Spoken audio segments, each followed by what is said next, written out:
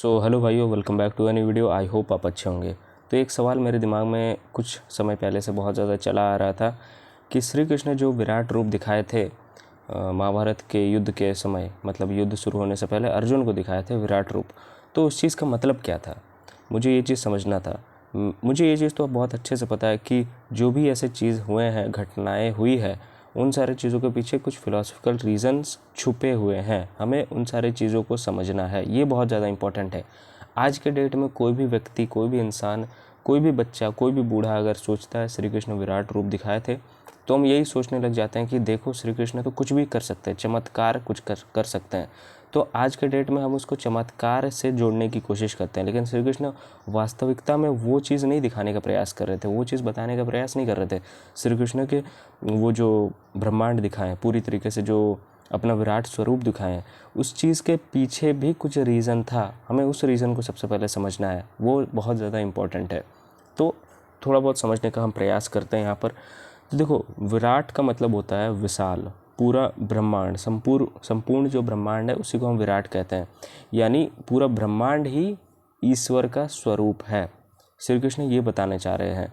मतलब यानी जो कुछ भी है, ग्रह, तारे, मनुष्य, प्रकृति, इवन जन्म और मरण भी, ये सब उसी एक चेतना का हिस्सा है।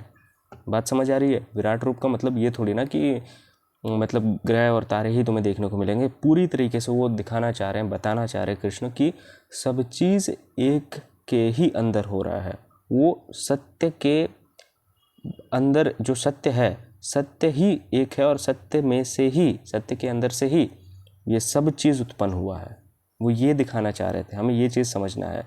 तो युद्ध के समय जो ये चीज़ दिखाया गया, इसका असली उद्देश्य क्या था? बेसिकली अर्जुन को विराट रूप दिखाया गया। अर्जुन बहुत ज़्यादा भटक चुका था, बहुत ज़्यादा उदास था, बहुत ज़्यादा वो मतलब भटक चुका था, और वो तो इवन संन्यास जाने की भी बात कर रहा था कि मैं छोड़ छाड़ के चल जाऊंगा, ठीक है, ये मेरे ही वजह से हो रहा है, लेकिन मुझे यहाँ पर ये युद्ध नहीं करना, अपने ही भाई बंधुओं के साथ मुझे कैसे युद्ध करना है, अर्जुन ये चीज़ बोल रहा है।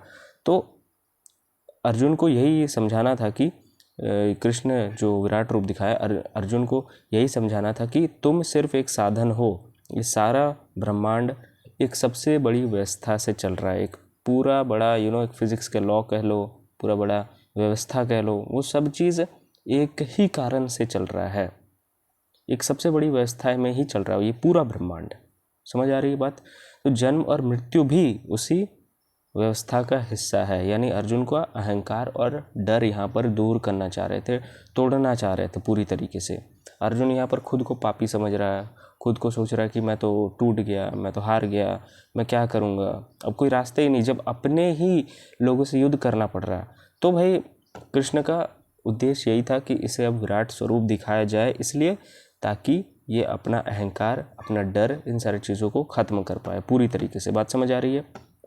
तो क्या सच में ऐसा कोई रूप दिखाया गया था? तो इसको तीन तरह से हम समझने का प्रयास करते हैं। जैसे एक आध्यात्मिक अनुभव, अर्जुन को एक बहुत गहरा चेतना का अनुभव हुआ होगा, जैसा कि हम मिस्टिकल विज़न भी कह सकते हैं, कुछ चेतना का अनुभव हुआ होगा, ठीक है।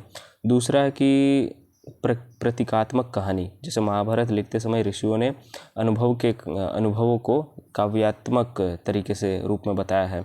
इसका दार्शनिक संदेश है कि असल संदेश था ईश्वर या चेतना हर चीज़ में अलग नहीं है, ईश्वर या चेतना हर चीज़ में है, अलग नहीं है, ठीक है। ये जो पूरा संसार है वो एक ही चेतना में विराजमान है। अब अद्वैत, नॉन डुअलिटी के अनुसार, अद्वैत वेदांत के अनुसार ब्रह्म पूरी वास्तविकता है, व्यक्ति उसी ब्रह्म का अभिव्यक्ति है। ब्रह्म पूरी वास्तविकता और व्यक्ति उसी ब्रह्म की अभिव्यक्ति है।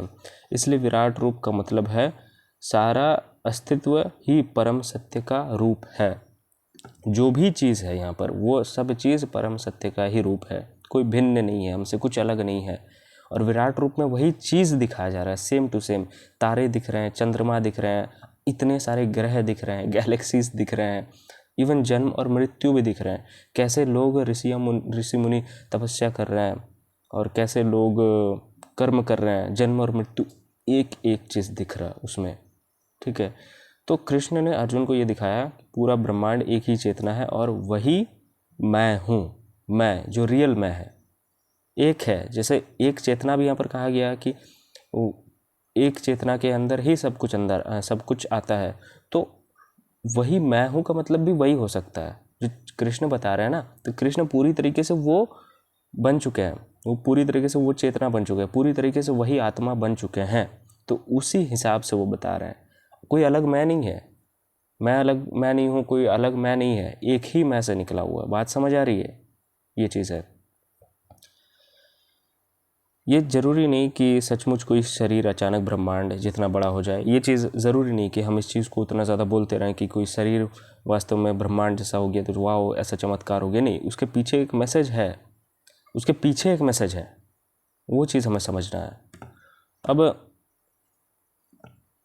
इसको और एक बार समझते हैं। जैसे मैंने यहाँ पर और एक बार इसको समझने का प्रयास किया। विराट रूप का असलियत। विराट रूप का मतलब है पूरा ब्रह्मांड। जो कृष्ण कहते हैं कि उनका विराट रूप है, तो उसका अर्थ यह नहीं कि उनका शरीर अचानक अरबों किलोमीटर बड़ा हो गया। असल अर्थ यह है पूरा ब्रह्मांड ही ईश्वर का रूप है, यानी सूरज, चंद्रमा, ग्रह, पेड़ पौधे, मनुष्य, जन्म और मृत्यु सब उसी एक अस्तित्व के हिस्से हैं। अर्जुन को यह क्यों दिखाया गया?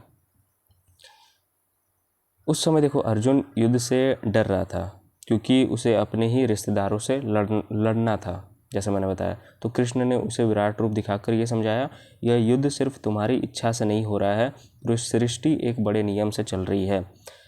जिनका मरना तय है वो पहले से ही, हाँ ये चीज़ बहुत इंपॉर्टेंट है, जिनका मरना तय है वो पहले से ही समय की धारा में मर चुके हैं। समझ आ रही बात? इसलिए कृष्ण कहते हैं अर्जुन तुम सिर्फ एक साधन हो। तुम्हें क्या लगता है जो यही चीज़ है वो पहले से हो चुका है। जो पैदा हो गया उसका निश्चित है मरना तय है। वो एक ही साथ जन्म और मृत्यु को एक ही साथ लेके आया है। कोई उसके बाद ऐसा थोड़ी ना कुछ घटना घटेगी, वो एक ही साथ वो चीज़ आया है। जन्म हो गया, मृत्यु तय है, अहंकार का मरना तय है, कोई अलग तरीके से बाद में नहीं होगा। जिनका मरना तय है वो पहले से ही समय की धारा में मर चुके हैं, समय की धारा में। ठीक है, ये चीज़ समझो। कोई हम इस चीज़ को ऐसा नहीं समझ सकते हैं कि यार अच्छे खाओगे, अच्छे रहोगे, अच्छे दिखोगे तो तुम हेल्दी लाइफस्टाइल जियोगे या फिर मरोगे नहीं, ऑलरेडी हम मर चुके हैं समय की धारा में।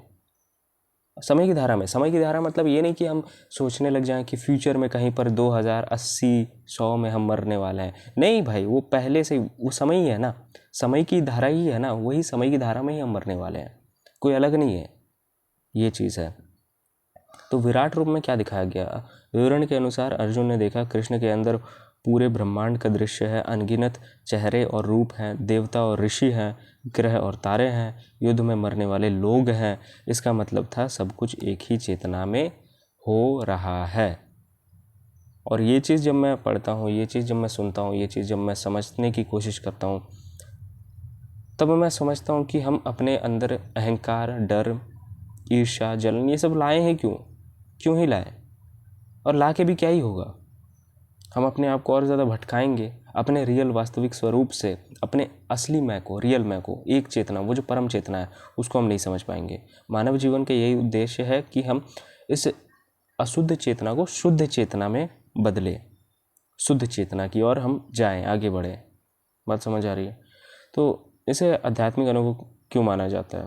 महाभारत में लिखा है कि अर्जुन को दिव्य दृष्टि दी गई। इसका मतलब यह सामान्य आँखों से नहीं देखा गया, यह एक अंदर का अनुभव था। ये ऐसा ज़रूरी थोड़ी हो सकता है कि उनको एक अलग ही आँख दिया गया। अरे भाई, उसके पीछे भी कुछ रीज़न है। वो अंदर से वो चीज़ का अनुभव हुआ, अंदर वो अनुभव हुआ। जब अर्जुन को अंदर ही वो चीज़ अनुभव हो गया, तब सब चीज़ पता चल गया, ऑलमोस्ट कह सकते हो।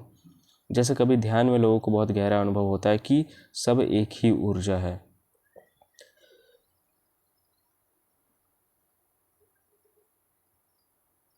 तो समुद्र का एग्जाम्पल भी यहीं पर है कि तुम मान लो तुम एक समुद्र हो और लहरें उठ रही है। लहर सोचती है कि वह अलग है, लेकिन असल में वह समुद्र ही है। इसी तरह मनुष्य वो लहर है, ब्रह्मांड वो पूरा समुद्र है। कृष्ण ने अर्जुन को दिखाया कि मैं ही वो पूरा समुद्र हूँ। असली संदेश यही था, विराट रूप का असली संदेश यही था कि अहंकार छोड़ो, सृष्टि एक ही चेतना है, पूरा सृष्टि एक ही चेतना है। जन्म और मृत्यु भी उसी व्यवस्था का हिस्सा है, इसलिए अर्जुन का डर खत्म हो गया, पूरी तरीके से डर खत्म हो गया। सरल शब्दों में इसको कैसे समझते हैं? विराट रूप का मतलब ये नहीं कि कृष्ण का शरीर सच में ब्रह्मांड जितना हो गया था, बल्कि इसका मतलब था पूरा अस्तित्व ही ईश्वर का स्वरूप है और ये चीज़ उसे अंदर से दिखा था। कृष्ण ने ये चीज़ अंदर से उसे दिखाया था, समझाया था। बात समझ आ रही है? ये चीज़ है। अब और एक सवाल आता है कि अर्जुन को किस तरीके से विराट रूप दिखाया होगा। तो यहाँ पर भी हमें 3 चीज़ समझनी होगी। सामान्य आंखें क्या देखती है? हमारी आंखें बहुत सीमित चीज़ें देखती है। उदाहरण, हम केवल देख सकते हैं, विजिबल लाइट देख सकते हैं, हम माइक्रोब्स नहीं देख सकते हैं। हमारा आँख जो है ना, वो कैमरे की तरह होता है कि मतलब कुछ देख लिया तो उसे ही सच मानने लग जाते हैं। उसके अलावा जो चीज़ है हम उस चीज़ को नहीं देख पाते हैं। जैसे हमें दिख रहा है जो सामने बड़े बड़ी चीज़ें, हमें वही चीज़ दिख रहा है। विजिबल लाइट जो दिखा रहा है हम वही चीज़ देख पा रहे हैं। तो हम माइक्रोब्स नहीं देख पाते हैं, लेकिन वो भी तो है, एग्जिस्ट करते हैं। हम एटम्स नहीं देख पाते हैं।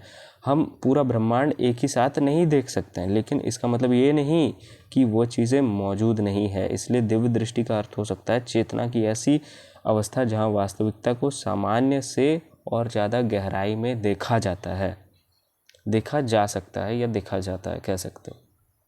समझ आ रही बात? वो यही चीज़ है। मतलब अर्जुन को वो चीज़ हुआ होगा कि वो सारे ही क्रिएशन को देख रहा है, छोटे से लेकर बड़े क्रिएशन को देख रहा है, पूरी तरीके से देख रहा है, देख पा रहा है अर्जुन। इवन इमेजिन करो, वो एटम्स को भी देख रहा है, एटम्स को भी आते देख रहा है, ख़त्म होते देख रहा है, और वो बड़े से बड़े सारे चीज़ों को आते देख रहा है और ख़त्म होते देख रहा है, नष्ट होते देख रहा है।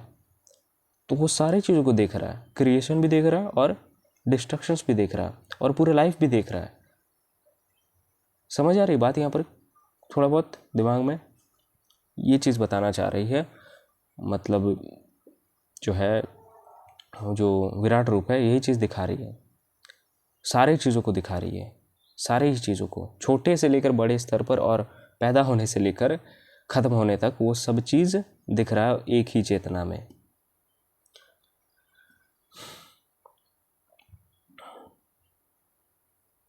चेतना की ऐसी अवस्था जहाँ वास्तविकता को सामान्य से ज़्यादा गहराई से देखा जाता है।